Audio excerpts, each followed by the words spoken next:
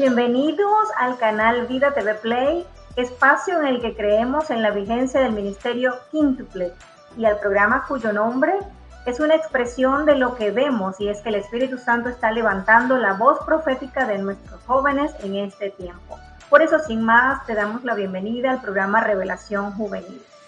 Cuenta el autor, justamente lo dicho por nuestro Señor Jesucristo, y lo vamos a leer en la escritura de Hechos 1, 4 y 5, en el nombre del Padre y del Hijo y del Espíritu Santo. Dice así: y estando juntos, les mandó que no se fueran de Jerusalén, sino que esperasen la promesa del Padre, la cual les dijo: oístes de mí. En el versículo 5 dice: porque Juan, hablando el Señor, ciertamente bautizó con agua, mas vosotros seréis bautizados con el Espíritu Santo dentro de no muchos días. Vamos a orar, amados.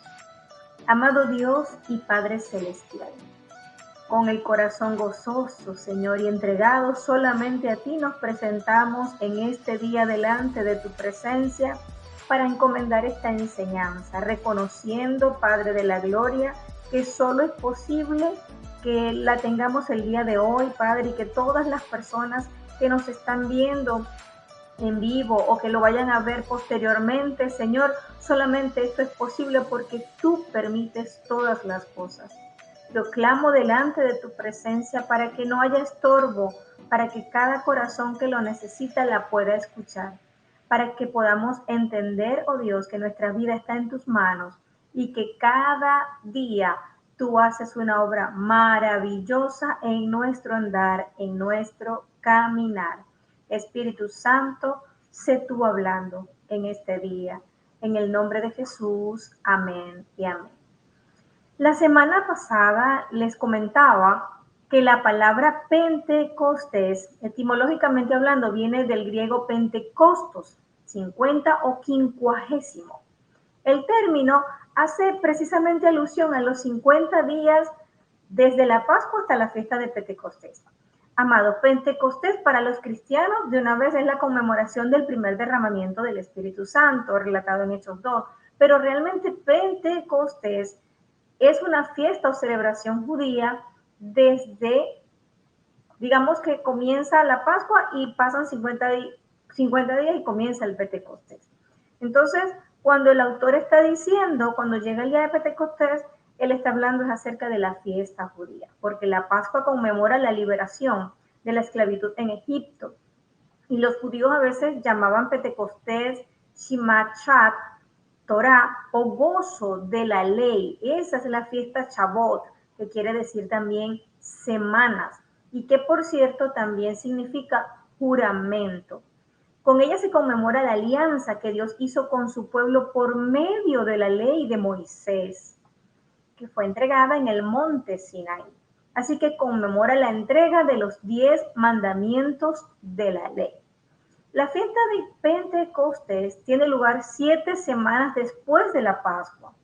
Y ya sabemos, bueno, y si sacan la cuenta, el Señor Jesucristo muere en Pascua, pasa 40 días con los discípulos y después de su muerte, usted cuente más o menos el tiempo que pudo haber faltado para que se cumplieran los 50 días. Así que después que el Señor asciende al cielo, posteriormente son menos de 10 días, o cuando mucho 10 días después de ascender el Señor, que llega el día de Pentecostés. Pero cuando el Señor les da la promesa, ellos no tenían ni idea de cuánto tiempo iban a esperar. Así que ya sabemos, recordando todo esto, lo dicho por la semana pasada, es que la fiesta de Pentecostés o fiestas de la semana también tiene una vertiente agrícola, ya que los agricultores aprovechan para dar gracias y ofrecen a Dios los frutos de las primeras cosechas o los primeros frutos. Para nosotros los cristianos, Pentecostés es sumamente importante. Leamos Hechos 2 del 1 al 4. Cuando llegó el día de Pentecostés, haciendo referencia a la fiesta judía, estaban todos unánimes juntos. Y ahí lo que hizo posible el derramamiento del Espíritu Santo, notemos que fue la unanimidad.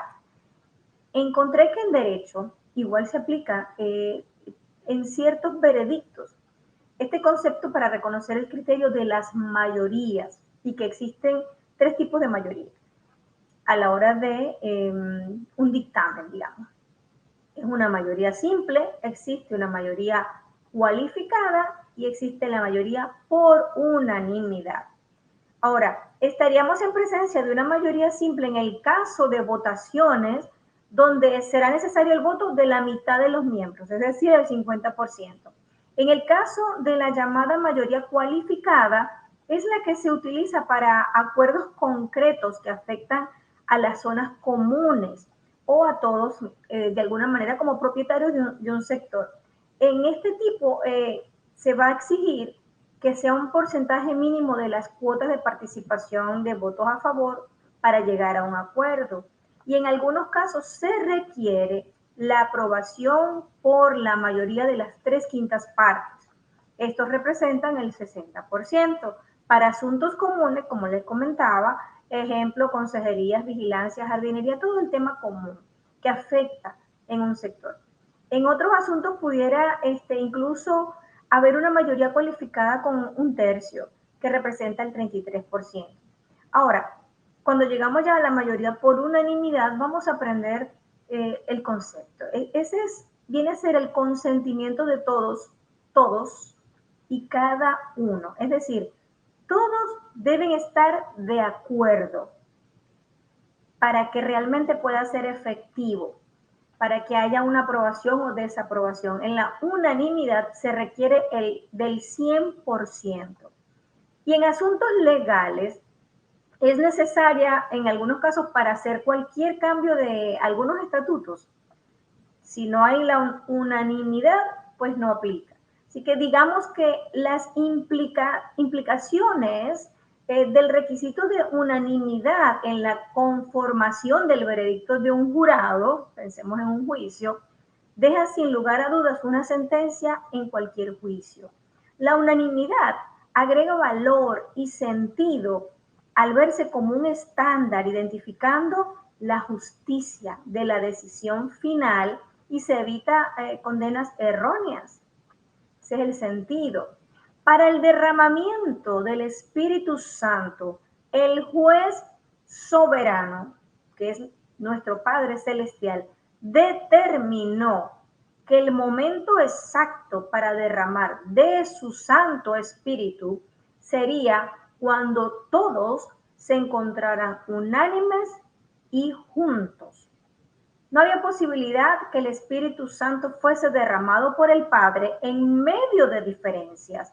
Ellos estaban todos reunidos, pero haciendo cualquier cosa. Ojo, ellos estaban compartiendo el mismo corazón, el mismo amor por Dios, la misma confianza en su promesa.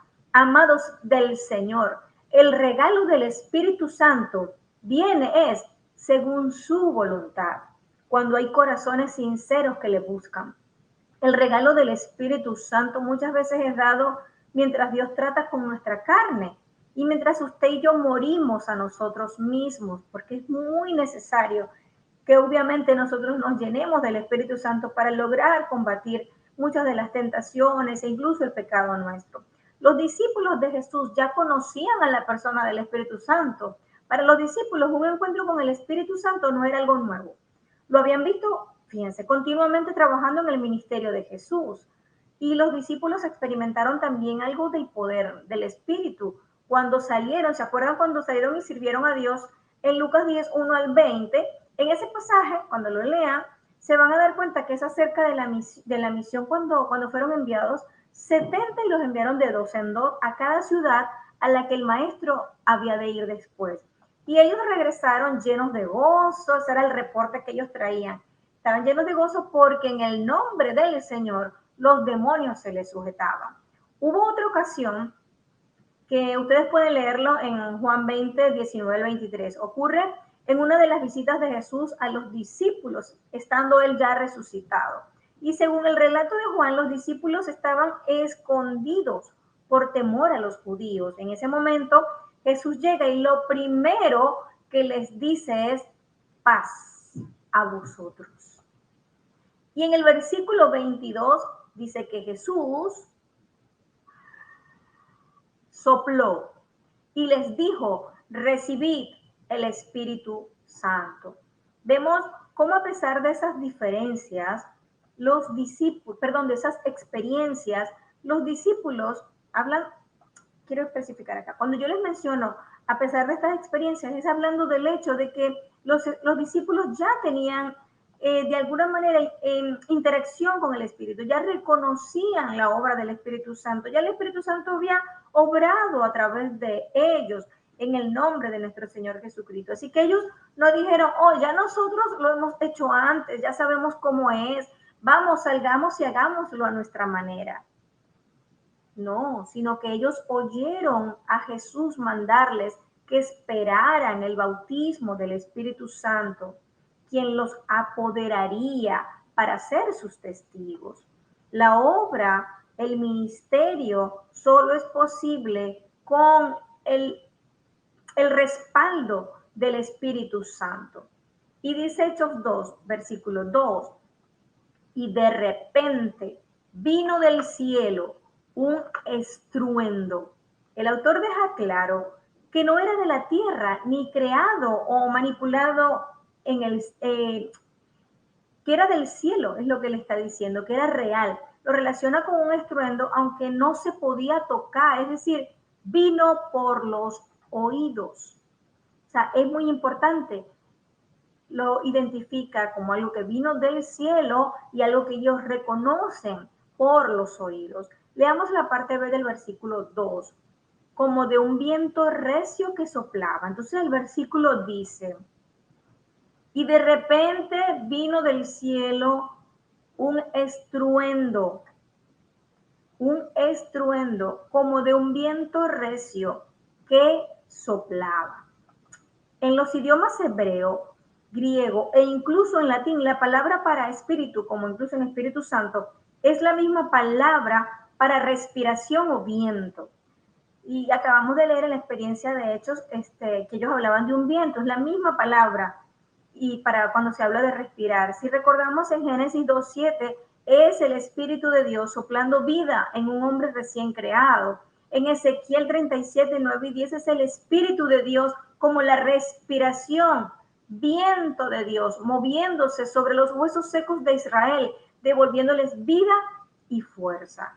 Cuando dice recio, es dando a entender que estaba lleno de fuerza, viniendo con gran poder.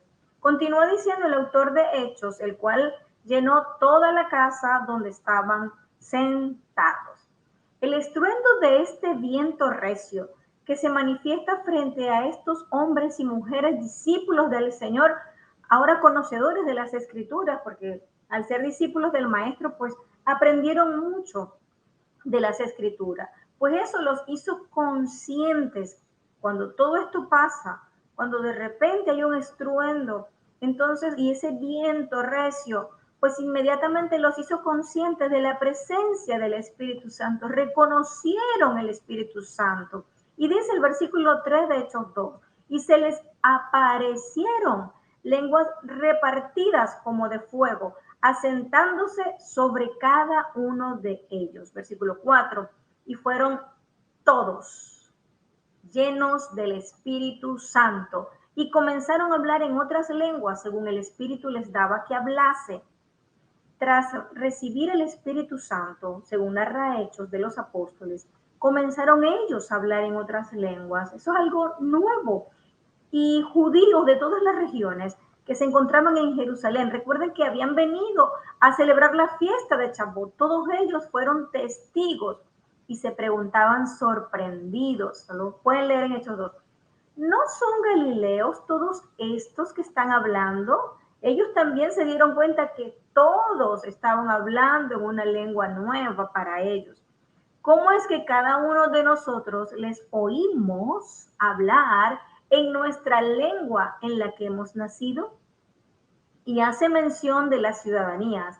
partos, medos, lamitas, habitantes de Mesopotamia, de Judea, de Capadocia, del Ponto y de Asia, de Frigia y de Panfilia, de Egipto y de las regiones de Libia alrededor de Cirene.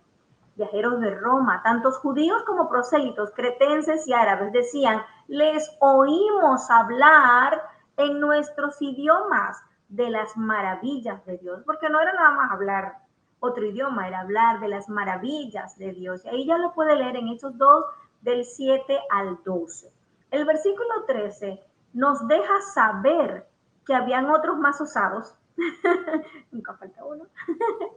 Estos se burlaban y decían que están borrachos, que ellos estaban borrachos, sin que, wow, imagínense, estos estaban diciendo que los hombres y las mujeres que hablaban en otras lenguas, a través del Espíritu Santo o por el poder del Espíritu Santo, los llamaron borrachos, sin saber que hablaban contra el mismo Espíritu de Dios, el mismo Espíritu Santo.